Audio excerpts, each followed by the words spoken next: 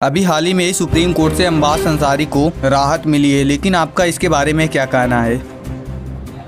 माननीय सर्वोच्च न्यायालय ने एक याचिका दाखिल हुई थी, उसमें अब्बास अंसारी को जब उनके पिता मुख्तार अंसारी साहब उनकी मिट्टी हुई तो उसमें वो शामिल नहीं हो सके थे। और आज सुनवाई हुई तो चूँकि कल उनका फातिहा है 10वीं का,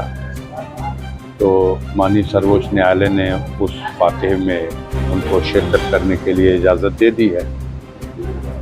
अब रमज़ान का महीना है, फजर की अज़ान होती है सूर्योदय से पहले, और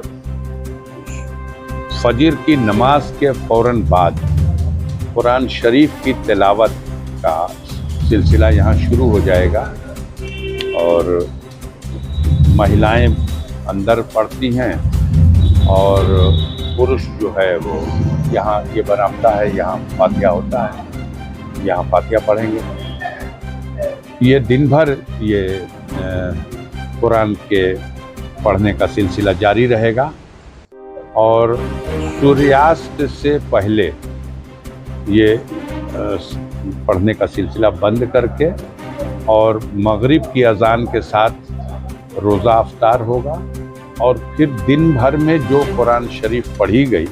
जितने पारे और जितने ख़त्म, वो सब कलेक्ट करके एक जगह उसको तरतीब देके लिखा जाएगा। और फिर हाफिज़ जी और मौलाना साहब, ये लोग सब लोग, परिवार के सारे लोग मज़ार शरीफ पे जा कर के, उनकी कब्र पर जा कर के फातिहा पढ़ करके और जो कुरान पढ़ी गई है उसको बख्श देंगे और अल्लाह से दुआ करेंगे कि इसका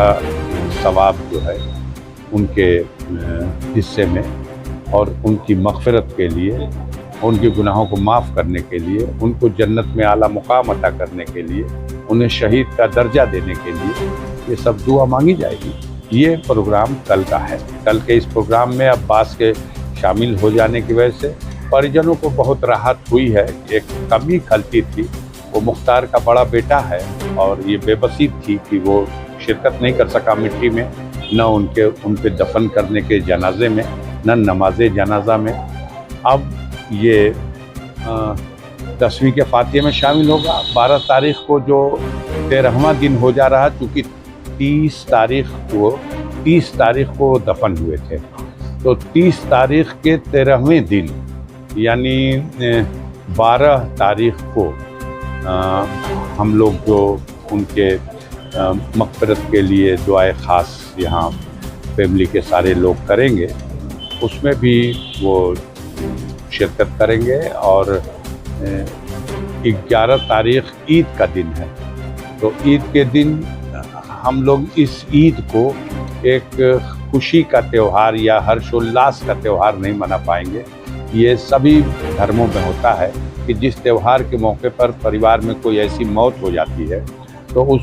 त्यौहार को, उसको खुशी के रूप में तो नहीं मनाया जा सकता, वो एक रस्म होगी। क्योंकि ईद का दिन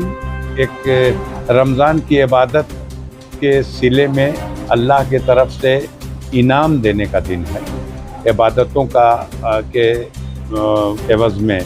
इनाम का, मग़फ़िरत का, बख्शिश का दिन है। इसलिए उस त्यौहार को तो सबको मनाना ही है, लेकिन हम सादगी के साथ उसको, और अब्बास चूँकि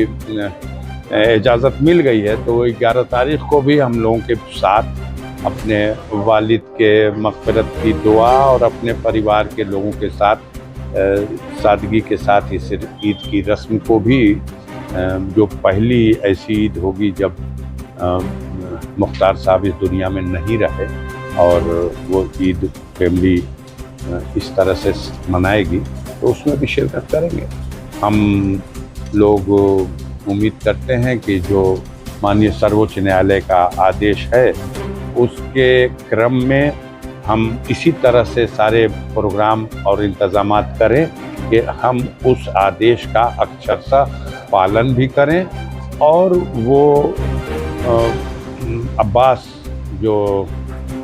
जेल से आ रहे हैं, कस्टडी रिमांड, कस्टडी